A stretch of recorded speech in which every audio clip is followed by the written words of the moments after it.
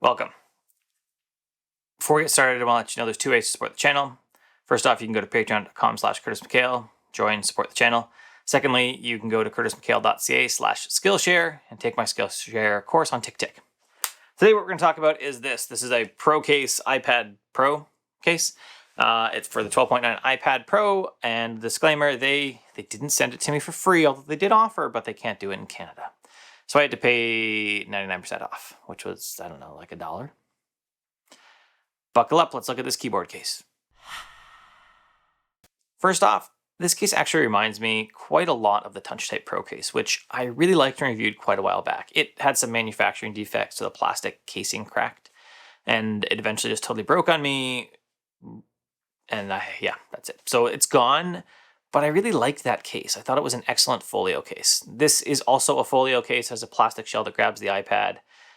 You can put your Apple Pencil on top, and it has a flap that covers it entirely. And there's also a spot on the bottom where you can just clip the iPad or the Apple Pencil in, and it's not on top of your iPad, although I don't see why I'd use it since it's protected on the top. But it certainly won't fall off in your bag, so that's good.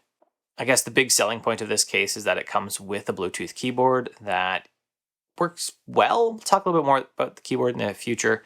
It's got magnets in the bottom, so it actually sticks to the case well. It's okay. I don't know what else to say about it besides that. It's got a Bluetooth keyboard. One of the issues is that the Bluetooth keyboard touches the screen of the iPad. I suppose the Apple ones do as well. I just trust Apple more to not create a keyboard that's going to wreck your iPad screen.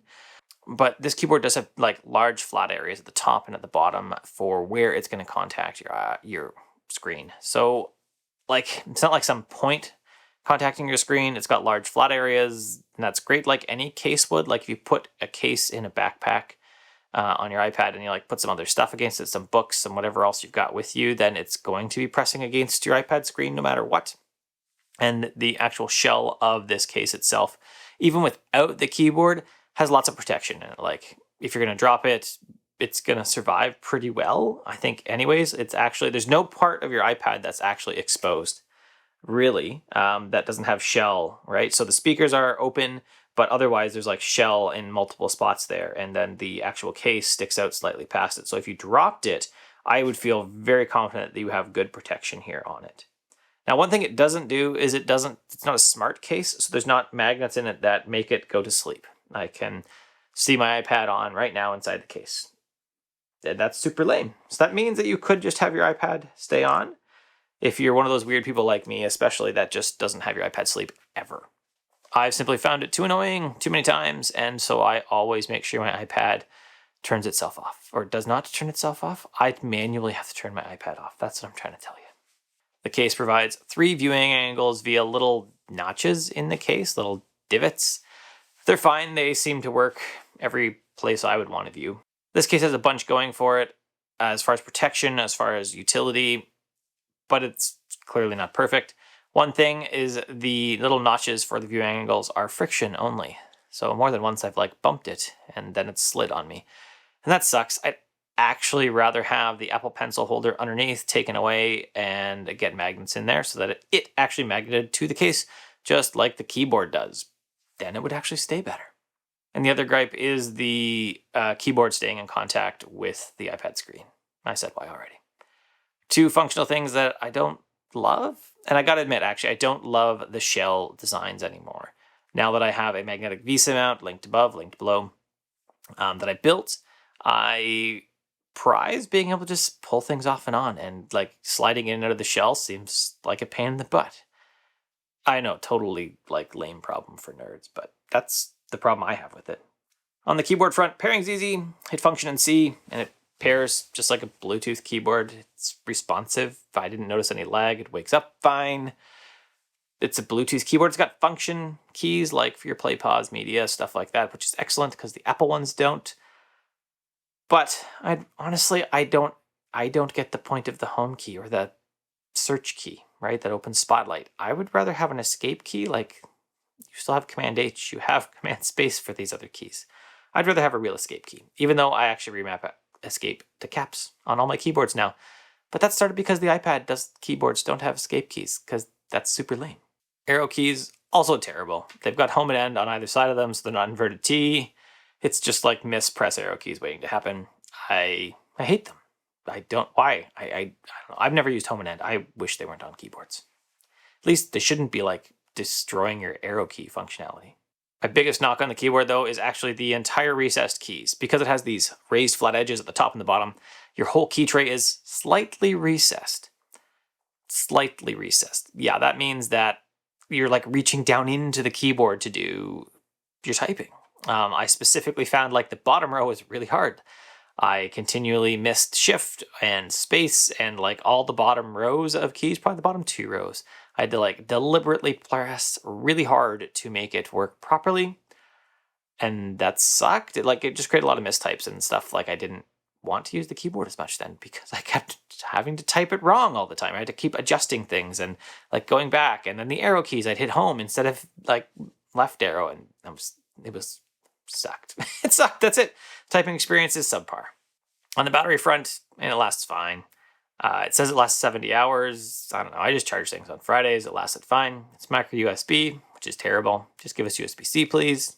And it doesn't report its battery level to iPad OS. Like, you're literally designing a case for an iPad. One of the features of the iPad is it has this, especially in iOS 14, has a great new battery widget. And I have no idea how much battery you have. Stupid. This should be like entry level to report the battery level. One note in the manual is it says the battery will last for 3 years. And I assume this is like under normal load, although it doesn't really say what normal load is. I expect my iPad Pro, which is already 2 years old, to last more than another 3 years. Like maybe not with me, but like my kid will get it. My wife will get it. It'll be like a secondary device. So I'm going to have to look for a new keyboard at some point, which won't integrate with the case really well because I couldn't find a way to buy just the keyboard on. So minor gripe, maybe I won't matter. Maybe I'll probably just move. I will probably just move cases. But if you're buying like a single case, then it can be a pain in the butt. But it is fairly inexpensive case, compared to something like the Apple cases, which are, I could buy 5 of these and not spend the price of an Apple case. So, it's annoying to say like I'm going to buy a second copy of this if I really like it because the keyboard battery will die. But really, it's way cheaper than an Apple case. So, I don't know. Kind of a gripe, maybe not a gripe. Final, should you read it? Should you read it? That's not it. Final, should you buy the ProCase at 12.9 2018-2020 Apple Pro whatever case thing? I'd say if you're a heavy typist, the answer is no, you should not buy this. The keyboard sucks. It's just not nice. Maybe there's something ProCase won't send me stuff anymore or won't offer me discounts on stuff, but I don't care. It's just not a nice keyboard. It's subpar. If you're like an occasional typist, then sure. Like it's fine. And you gotta be hard on your gear too. If you're an occasional typist that's hard on their stuff, then it's fine. It's an acceptable keyboard. You'll type on it sometimes when you're doing recipes or you're doing other stuff with your iPad. Just take the keyboard and slide it away somewhere else. That's fine. And it's cheap. It's cheaper than the Apple Folio Smart Keyboard case thing. And offers better protection in that case too. So like those are the points going for it. It's cheaper. It offers better protection. It's not nearly as portable as the Apple Smart Keyboard Folio case thing, whatever that one's called. Apple's got a terrible name for that. It doesn't offer as much, or it offers way more protection. But I don't know. I still almost say that's a better, like if you're going to pick one keyboard case, that might be the better choice because it's just going to last as long as your iPad battery lasts. Typing experience is, and the keys are probably a little nicer on this, but then there's so many mistypes because of the lower function row keys that, are they nicer? I don't know. They feel nicer, but you're going to get more mistypes on this case. And you got to charge the case. So, yeah. If you're a light typist, if you're looking for a folio case, I think this is good. It's not going to be great on your lap. You're going to need a wide surface, a water surface. I don't know what I was going to say. You're going to need a surface to put it on because it won't really sit on your lap. You're going to need at least a 13-inch deep surface because it takes up a lot of space.